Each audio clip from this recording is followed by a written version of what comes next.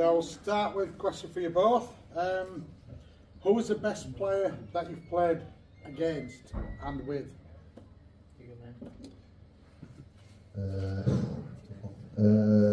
With Say each other as well, by the way. Go on. Yeah, I'm alright. No, with would have to be Jack Whiting at Canberra, and against would be James Tedesco.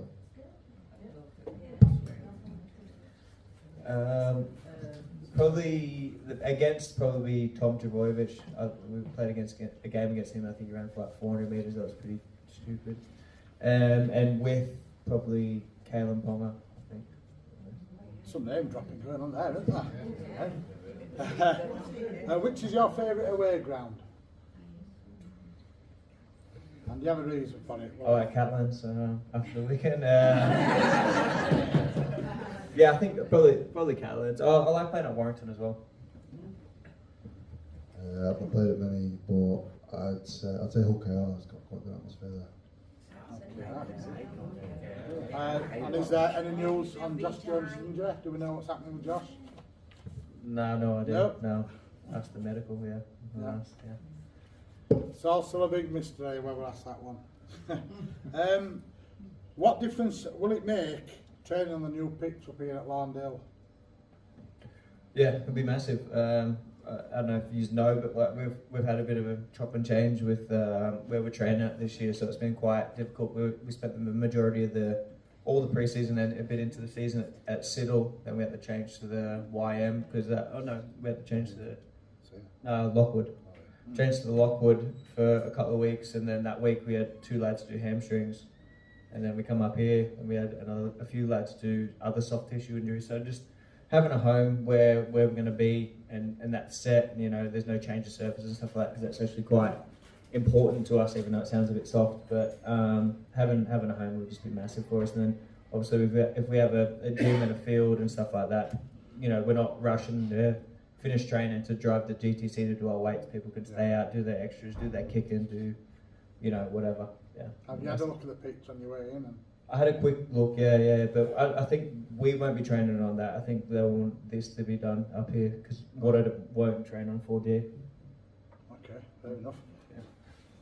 Yeah. This is an interesting one. What do you both think about the Danny Levi to Leeds rumour? He won't see it. Yeah, yeah. You can say it, we don't have to broach. I've only just heard about it now, but yeah. Danny's a pretty selfish individual, I think, sometimes, and if he's saying he wants to go home because he's homesick and then come back because he hasn't got a gig there, I think that just says a bit more about him than our club. I think it's more the club that's is connected to rather than coming home, isn't there?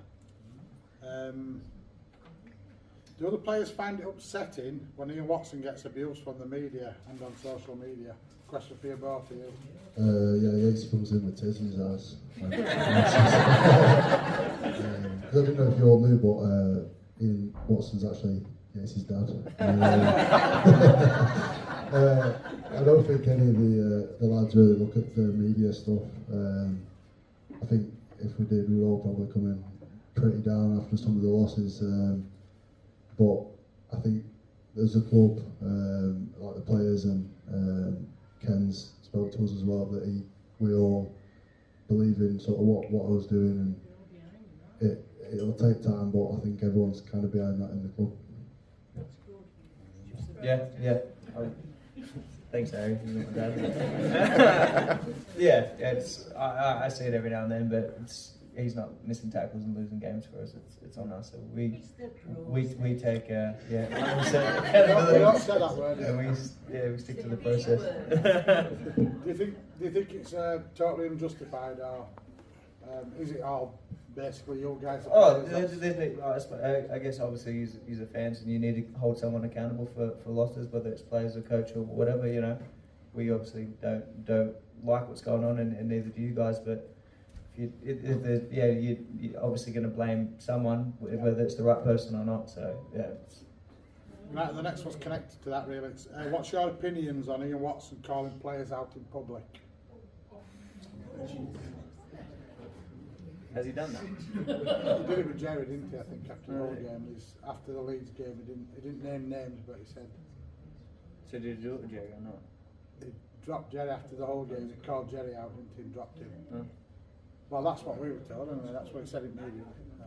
I don't know. I didn't see that. I think people react to stuff differently, and I think he's probably figured out who react well and maybe not well to that. And I think he'd only call somebody out if he thinks he'd get a positive reaction from it. I don't think he'd do it in a negative way. Yeah, I agree. Okay. Harry, do you have a mentor at the club? Any of the senior players mentoring you? No, not really.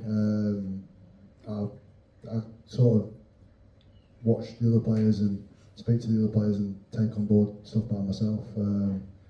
Obviously Yatesy and Chris Hill, probably two players that I look up to at the club. But yeah, no, not particularly. But yeah, I do learn a lot from both of them. Okay.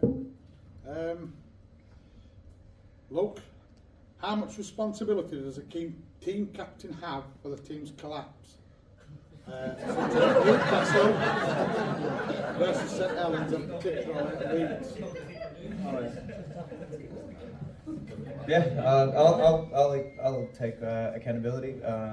It's I do everything I can do in my power to make sure I'm in the best position to play well, and I do my absolute best. And if we come up short, yeah. But I know I don't leave any stone unturned in terms of my own performance to try and get the lads ready. Yeah. I think Yates is probably the last person anyone could blame for a loss. I think he goes out and tries his hardest every game and picks the lads up as much as he can. So I'd say if it probably wasn't for Yates, he would probably be a lot worse off this year, to be honest.